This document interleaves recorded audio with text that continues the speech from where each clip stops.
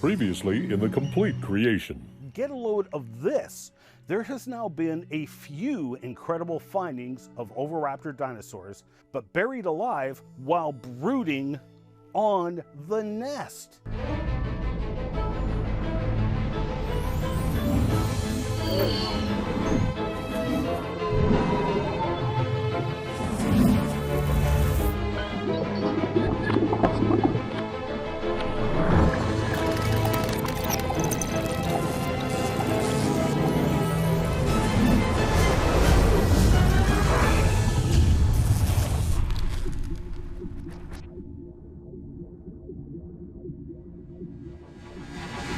Hello and welcome back. Thank you for joining me in the next part of this exhaustive series on the controversial creation evolution topic.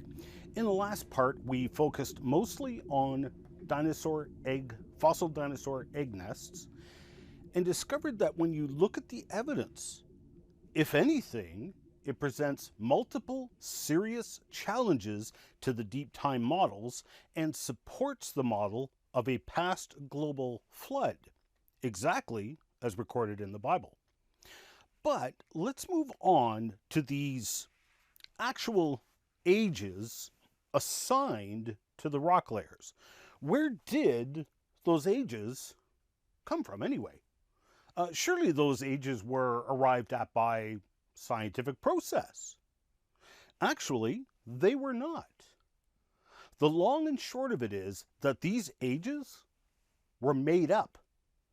And then, as you'll see, the science was force fit to allegedly verify these ages. So where did these ages come from in the first place? Well, it all started with the advent of index fossils. You recall that stratigraphic layers were found covering huge areas in multiple countries and continents. Those individual layers were identified by both their characteristics like rock type and their fossil content.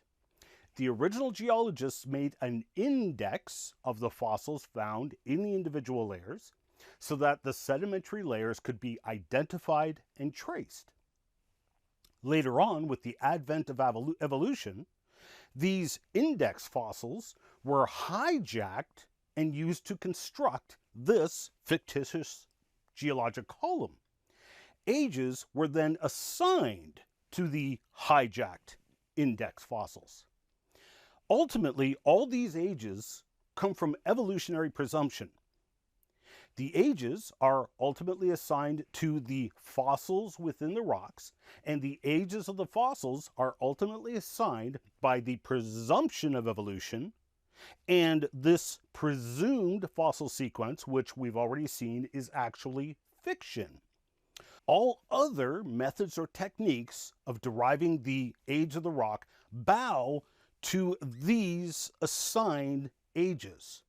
For example, if you have a layer of rock like lavas, which do not contain fossils, the age of the lava flow is based upon the ages of the fossils below and above the lava flows. So if you have fossiliferous layers below the lava flow that are assigned to, say, the Ordovician period, wait, why was that layer assigned to the Ordovician? Because of the fossils contained within the rocks and the presumed age of those fossils based on the evolutionary, geologic, and fossil column. There is no other reason for these assigned ages. Those ages were made up on the assumption that there's an evolutionary progression of life in the fossil record, which was made up on the assumption that evolution has occurred, which was made up on the assumption of millions of years, for which there is no evidence, and in fact, boatloads of evidence showing otherwise. As Ian Taylor points out in his phenomenal, exhaustive book on the history of the origin of the evolution myth, In the Minds of Men is now in its 6th edition. The ages were assigned to the fossils first, and then when the various dating methods were invented over the years, those dating methods were calibrated to those assigned ages. Now, as I previously showed, you can see how these ages changed over time. This was especially noticeable with the ages assigned to the dinosaurs because they were such noteworthy creatures and as such were routinely mentioned in popular science. Now, one might contend that these ages changed over the years as the sciences improved and became more accurate. But that is not at all what happened, nor is it even happening today.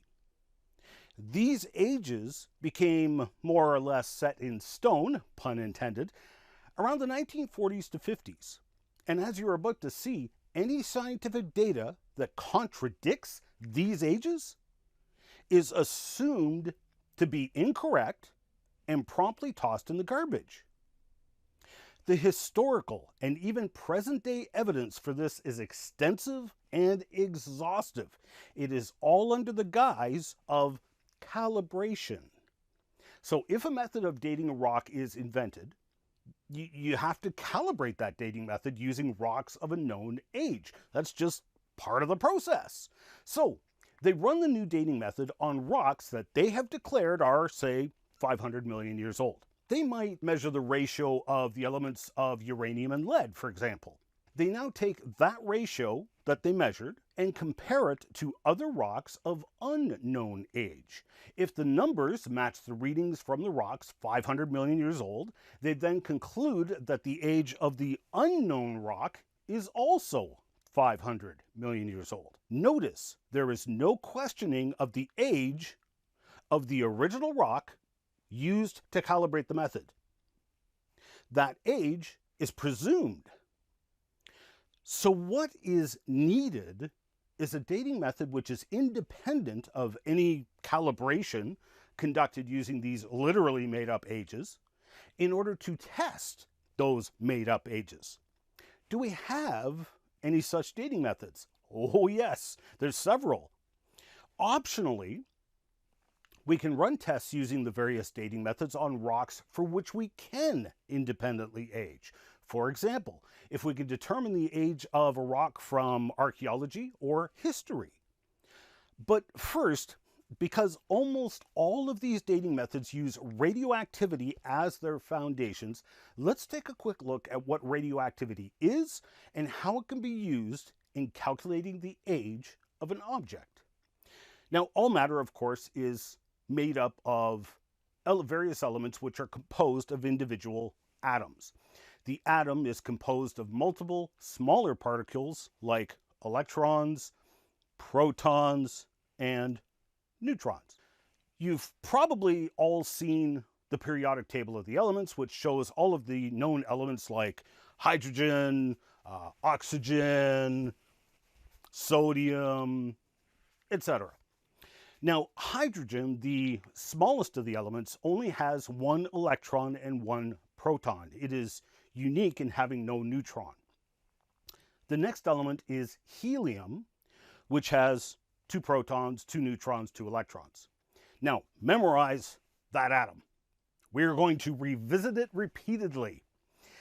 The elements, of course, get heavier and heavier as you work your way up the list. They have more parts, more electrons, more protons, more neutrons. All of these parts have both attracting and repelling forces that have to balance out. The really heavy elements tend to be out of balance in the forces where you have so many particles. And so the atom will throw off some of the particles until it balances out. These particles being thrown off are called radiation. Sometimes it's a neutron, called neutron radiation. Sometimes clumps of particles get thrown off, like in alpha radiation, which is 2 protons and 2 neutrons.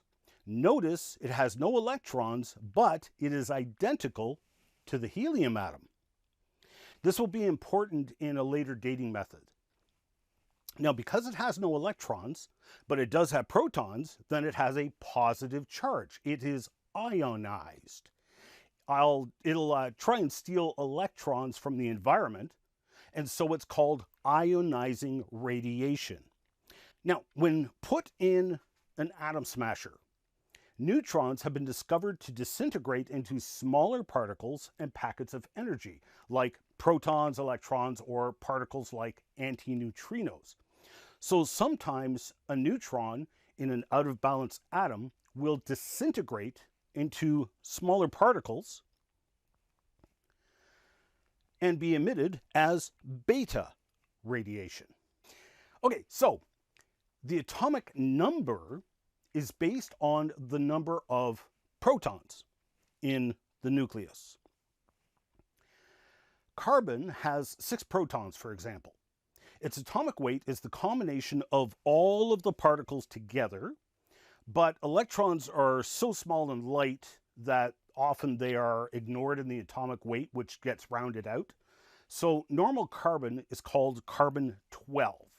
There is a carbon atom, which pretty much everyone has heard of, called carbon-14. It's called carbon-14 because while it has 6 protons in its nucleus, it also has 2 extra neutrons. So these 2 forms of carbon are called isotopes. So a great many atoms, including hydrogen, can have many different isotopes. Carbon-12 is a stable isotope, whereas carbon-14 is unstable and thus radioactive. It wants to get rid of a neutron somehow, and it does this as beta radiation. It breaks down into a proton and emits an electron and an antineutrino. Now the atom has 7 protons, 7 neutrons, has radioactively turned into a nitrogen-14 atom. So this process of turning into a completely different element or isotope is called transmutation. That period of time, while you have an unstable atom wanting to radioactively emit particles, that time can be long or short. If the atom is only slightly unstable, only slightly out of balance, that period of time could be very long. The more unstable the arrangement of atomic particles, the shorter the period of time it'll stick around before radioactively breaking down. We can measure that period by experiments in the lab. This period of time is called the half-life. And here's how it works. Let's say we got a clump of 1,000 carbon-14 atoms. Carbon-14 has a relatively short half-life of 5,730 years. So in 30 years, half of the carbon-14 atoms will have radioactively transmutated into nitrogen-14. If we wait another half-life of 5,730 years, half of that remaining carbon-14 atoms will have transmutated into nitrogen-14. In another 30 years, half of those remaining carbon-14 atoms will have transmutated into nitrogen-14, and so on. So every half-life period sees half of the remaining isotope breaking down or transmutating, leaving behind only half of the original radioisotope. Now, some isotopes have a half-life of billions of years. Some isotopes have a half-life so short, it's measured in seconds divided down to the 24th decimal place. For a lot of radioactive isotopes, they transmutate into another element, which is also radioactive, and it transmutates into still another element. Take uranium-238, for example. Through an alpha emission, it decays into thorium-234, which through a beta emission turns into protactinium, which through a beta emission turns it back into uranium-234. Now, uranium is called the parent element, and thorium would be the daughter element. And so you can go through this entire chain of radioactive decays where unstable radioactive elements give birth to other unstable radioactive elements until finally they decay into lead-206, which is stable and not radioactive. By research conducted in the lab, we know how long it takes for each of these elements to transmutate into other elements. So now you have the basis for modern radio dating methods. If we sample a rock and measure the amount of uranium-238 and the amount of lead-206, or the amounts of any of these elements in between, we can make a ratio of the two elements. A young rock will have more uranium-238, but over time, more and more of it radioactively transmutates into lead-206. So an older rock will contain more lead-206 and less uranium-238. Thus, with this graph, we can estimate the age of the rock sample. Now, this is a wonderful theory, but it has so many fatal flaws that it's difficult to know where to begin. Let's start with the assumptions. The first assumption that nobody ever talks about is very subtle yet significant. The assumption of billions of years. The assumptions of deep time. Now, we've only scratched the surface of how we know there simply has not been billions of years here on Earth. The bottom line is if that assumption that there has been billions of years is incorrect, then the rest of this dating technique gets thrown out the window. But it gets better. There's also a major assumption of the starting point on this graph. Usually the amount of daughter element in the rock at its formation is assumed, and is usually assumed to be 0. There is 0 reason for that assumption. In fact, you advocates of deep time, answer me this question. How were the elements of the universe formed? The heavy elements in particular. Now, I already know the answer is we don't know, and that the only naturalistic theories are wild speculations that defy all scientific observations.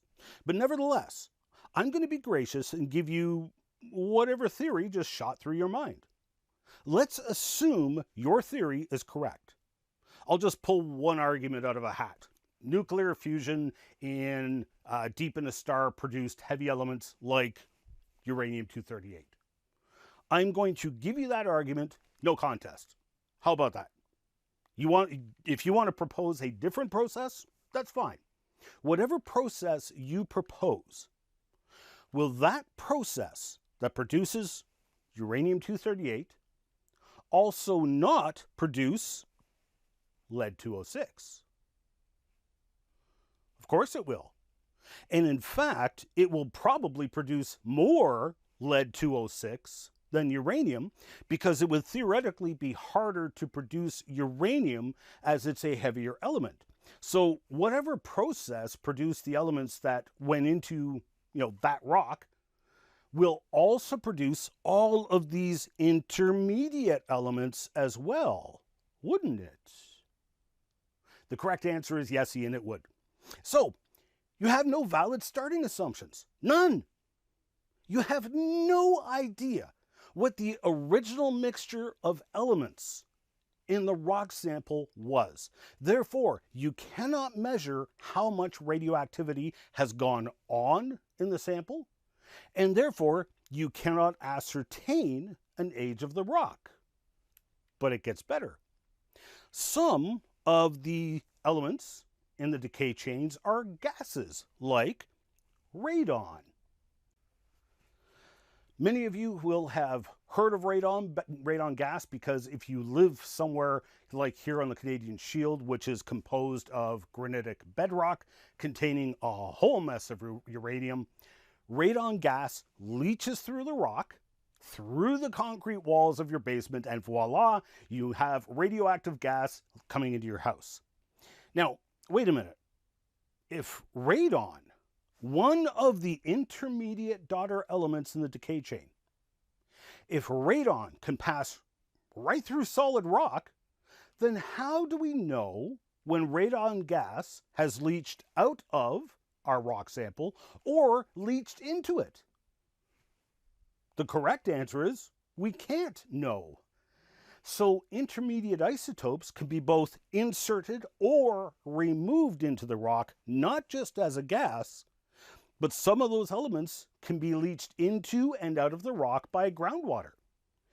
In all cases, the foundational assumptions are completely invalid. You can take all the measurements you want. You cannot deduce the age of the rock using any such radio dating methods. Let's take a closer look at one of those radio dating methods. Potassium argon dating works like this. Radioactive potassium 40 transmutates into argon 40. And look at that half-life. That's going to become very important in just a second. Argon is a gas, but just as important, it's an inert gas. It doesn't chemically react with or bind to anything else. So the idea is that when a rock is molten lava, the argon gas bubbles out of the liquid. The potassium stays in the lava because it's a solid. The lava cools into a rock, and now any argon-40 radioactively produced inside the rock will be trapped in the now solid rock. So we assume that the graph really does start with argon at 0 when the rock cools and solidifies.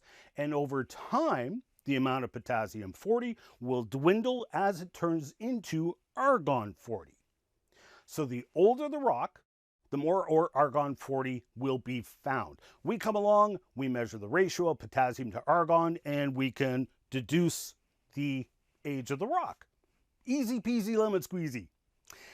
On May 18th, 1980, Mount St. Helens in Washington state erupted.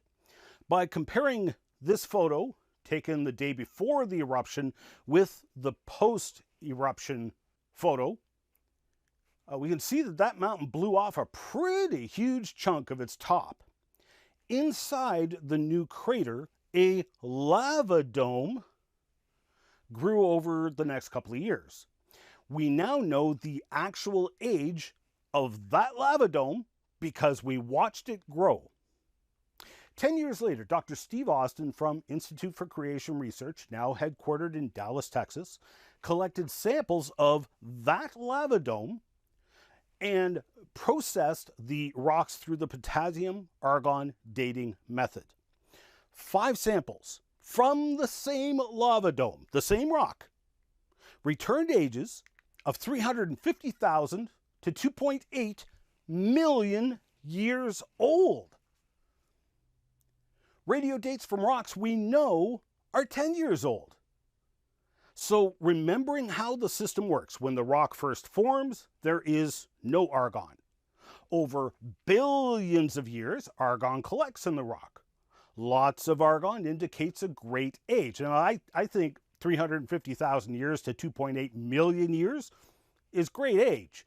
So obviously, there was a lot of argon in the very young lava rocks. And obviously, the assumptions that the graph started at 0 is just dead wrong.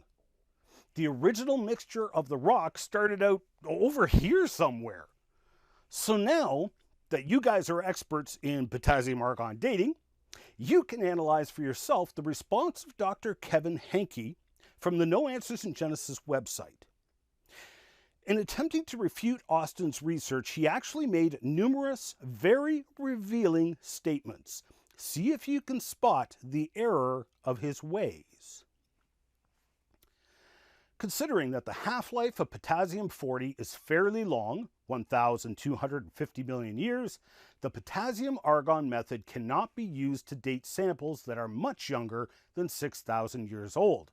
A few thousand years are not enough time for argon-40 to accumulate in a sample at high enough concentrations to be detected and quantified.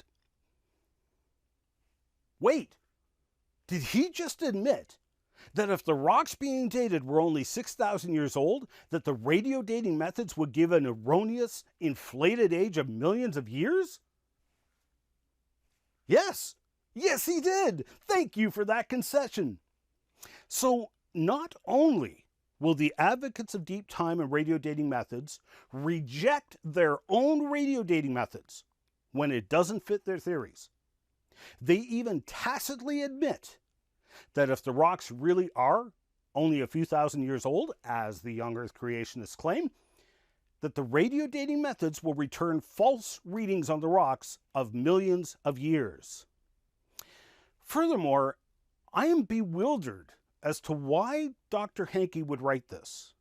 Notice that he was attempting to refute Austin by saying that the rocks were too young and that the amount of argon would be so small as to not even be detectable. I agree, but that's just the point. That is not at all what Austin found. What Austin found that was so shocking was the exact opposite of Hankey's claim. There was huge volumes of argon in the rock samples, giving a false age, literally millions of years on rocks that we know historically were actually only 10 years old. But it gets better.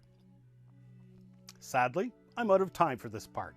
Please join me again in the next part of this series so we can continue our journey through this complete creation. Coming up in the next complete creation. Age, seeing as how it's supposed to be the more reliable and accurate one, so we'll conclude the lava rocks are 2.6 billion years old. That sounds impressive until you find out that there's Indian pottery in the lava flows, so we know the lava flows are actually only 800 to 1,000 years old. Oops. You can catch the entire series in a variety of ways. You can watch the show online at www.completecreation.org or www.genesisweek.com. You can also purchase the Complete Creation series in full high definition on Blu-ray or video on demand at completecreation.org. Or support the Miracle Channel with a monthly tax-deductible donation and access the entire Complete Creation series in high definition through Corco, Miracle Channel's video on demand service. We need your support to keep this program on the air, so please pray for us. And if you wish to financially support the program, Canadians can make a tax-deductible donation to Core Ottawa, Canada North Post Office Box 72075, Ottawa, Ontario, Canada, K2K2P4. Or you can make a donation via PayPal online at ianjuby.org/donations. And thank you for your support.